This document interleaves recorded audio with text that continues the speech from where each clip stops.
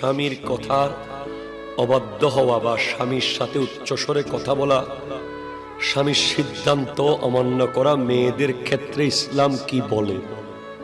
ওই সমস্ত মেয়েদেরকে জিহ্বার মধ্যে লোহার প্যারাক দিয়ে জাহান্নামে লটকিয়ে রাখা হবে।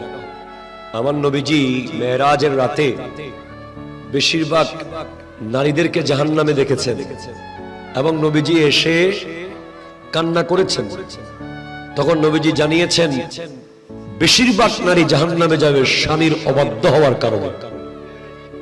স্বামী, হাদিসে পাকে আছে, স্বামী যদি একজন বিবিকে বলে ওই সাদা পাহাড়ের পাথরগুলো লাল পাহাড়ে নিয়ে যাও, সেখানকার পাথরগুলো কালো পাহাড়ে নিয়ে যাও, বিবিকে সেভাবে পাথরগুলো নিতে হবে। এভাবে উদাহরণ এসেছে।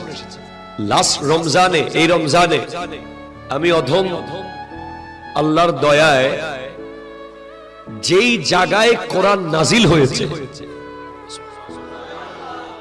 জমিন থেকে 2500 ফুট উপরে গারে হেরা, হেরা গুহায় আল্লাহ তাআলা আমাকে যাওয়ার তৌফিক দান করেছেন। আমি আরো 4 বার গিয়েছি আল্লাহ তাআলার দয়ায়।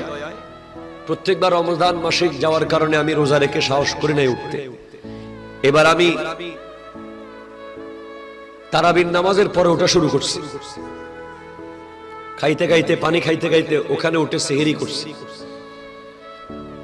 আমার মন হয়েছে যে পৃথিবীর প্রত্যেক স্বাবলম্বী স্বামীর উচিত বিয়ের পরে বিবিকে নিয়ে কক্সবাজার না গিয়ে দুবাই, ওমান, কাতার, কুয়েত, মালয়েশিয়া বিভিন্ন পর্যটন স্পটে না গিয়ে প্রথম বিবিকে নিয়ে আমার নবীর রওজায় গিয়ে সালামি পেশ করে গারে হেরায় উঠে যাওয়া।